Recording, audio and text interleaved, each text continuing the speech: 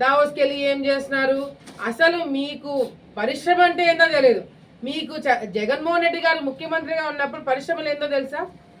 చేపలు, కోడ్లు, అవి పీతలు. ఇంకా రాయలసీమలు అవి కూడా ఉండవు. 3 రాజధాని పేరు మీద మీరు విడగొట్టడము, చెడగొట్టడము, కూల్చివేయడాలు, ఇవి తప్ప మీ ప్రభుత్వంలో ఏమైనా చేసినారా? నిన్న మొన్న ఆలగడ్డలో ఎప్పుడు లేని 2 ఆడిముత్యాలు కనపడినారబ్బా.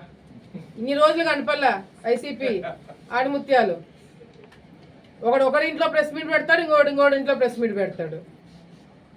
ఎవడు ముందు పెట్టాలని వాళ్ళు కొట్లాడుకుంటున్నారు. మీరు చంద్రబాబు నాయుడు గారి గురించి, పవన్ కళ్యాణ్ గారి గురించి, ప్రభుత్వం చేసే కార్యక్రమాల గురించి, అభివృద్ధి గురించి మాట్లాడే అర్హత కూడా మీకు లేదు. మీరు డిబేట్లకు వస్తారా? డిబేట్లకు వచ్చే మొక్కలనా మీవి? ఆలగడ్డలో అవినీతి జరుగుతుందంట, అక్రమాలు జరుగుతున్నాయంట. గతంలో ఎమ్మెల్యేగా పనిచేసిన వాళ్ళ అమ్మ అంగన్వాడీ సెంటర్లలో గుడ్లు తీసుకున్నారు, పాలు తీసుకున్నారు, పశువులకైతే మేత తీసుకున్నారు. మీరు అవినీతి గురించి మాట్లాడుతున్నారా? సిగ్గుచేటు. డిబేట్ అని చెప్పి చాలా ఉత్సాహంగా ఉన్నారు కదా. మీరు ఆలగడ్డలో నేను వచ్చిన అధికారంలో మేము వచ్చిన తర్వాత, నేను ఎమ్మెల్యే అయిన తర్వాత అవినీతి కానీ అక్రమాలు కానీ ప్రూఫ్లతో, ఆధారాలతో సహా చూపిస్తారంట. నేను డిబేట్కి రెడీ. రేపు సాయంత్రము ఎవరైతే డిబేట్ కావాలని చెప్పి మొత్తుకుంటున్నారో అదే వైసీపీ నాయకులకి నేను హెచ్చరిస్తున్నా. రేపు సాయంత్రము ఎవడైతే ప్రెస్ మీట్ పెట్టి డిబేట్కి రెడీ అన్నారో వాడింట్లోనే నేను డిబేట్కి వస్తున్నాను.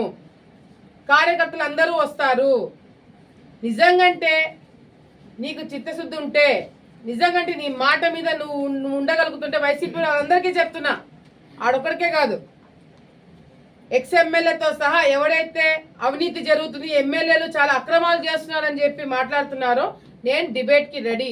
కార్యకర్తలు, జన సైనికులు అందరం కూడా మీ ఇళ్ల కాడికి వచ్చి డిబేట్లు కూర్చుంటున్నాము. మీరు వద్దన్నా కూర్చుంటాం.